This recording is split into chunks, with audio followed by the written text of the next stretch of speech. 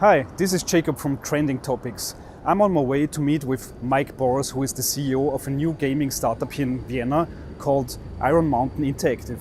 Just recently, they announced a new investment round of $3 million, and I want to find out what they are going to do with the money and what games they are working on. See you soon.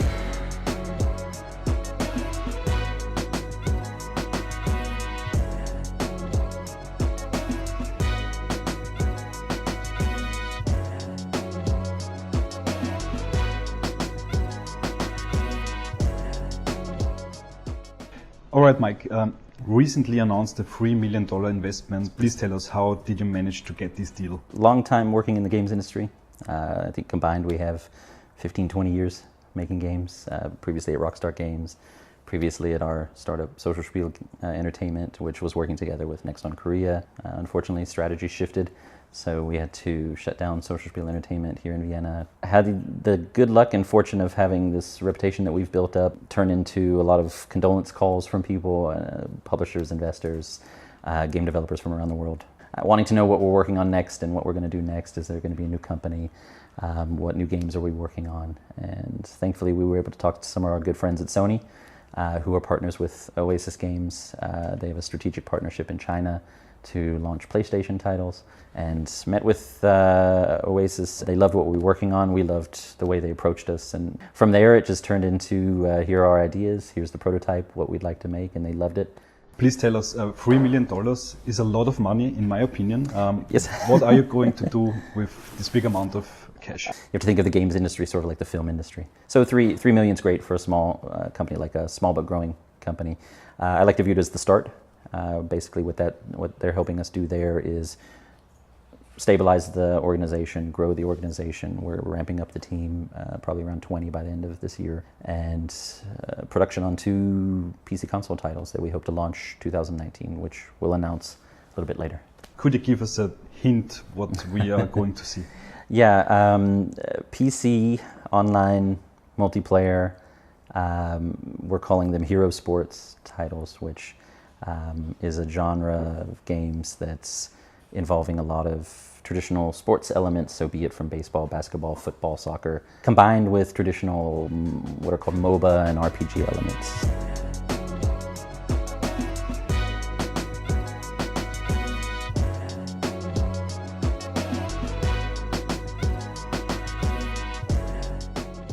You're focusing on desktop, PC, console gaming, and not on the free-to-play mobile market. No, I mean free-to-play mobiles, it's exciting, but it's very cutthroat and very competitive.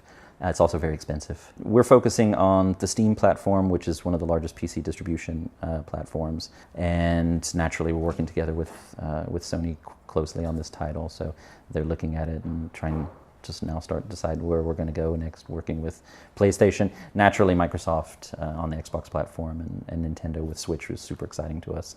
Mobile free-to-play, maybe not this year, maybe not next year, but I would never say never.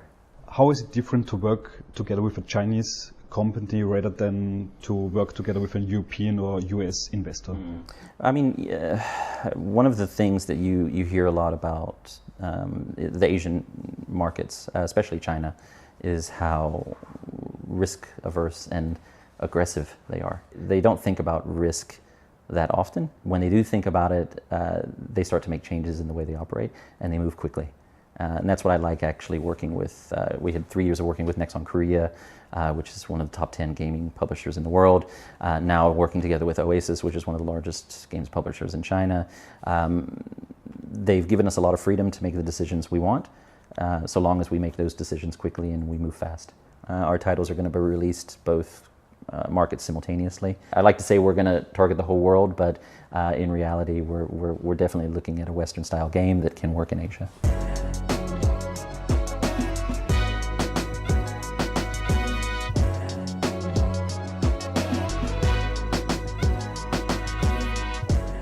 Mike, you founded Tupelo in 2006, so you are one of the veterans of the Austrian startup scene.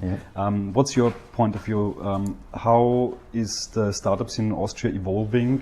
How do you experience the development here in Austria? When we started Tupelo, it was still sort of Wild West. There wasn't as much support as there is now for, I would say, early stage seed level startups. So if you're still in the early stages, I think Austria is a great place to start up. Education system is excellent, so you have a lot of great students coming either from the Wirtschaftsuniversity or the Technical University, who you can bring in and bring in the startup excitement into early stage companies. But I would say for scaling companies, having good production teams and good marketing international teams in Vienna is key, but also you still have to look at other markets, either around Western Europe or Asia or in North America. How do you plan to scale your new startup? Yeah, well, production is something that we're doing quite heavily here in Vienna. The game is created and designed and drawn and made and developed here in Vienna. In terms of marketing, community management, customer support, streamer relationships, streamer engagements, that's all going to happen in Los Angeles and in Beijing. Since you're working in the game industry that long, what's your personal favorite game? My personal favorite game, I think that changes every 3 to 6 months. Right now, naturally, PlayerUnknown's Battlegrounds, it's such a phenomenon. I think they've sold 50 million copies. They've just announced. I'm embarrassed to say how many hours I've played that game in this year.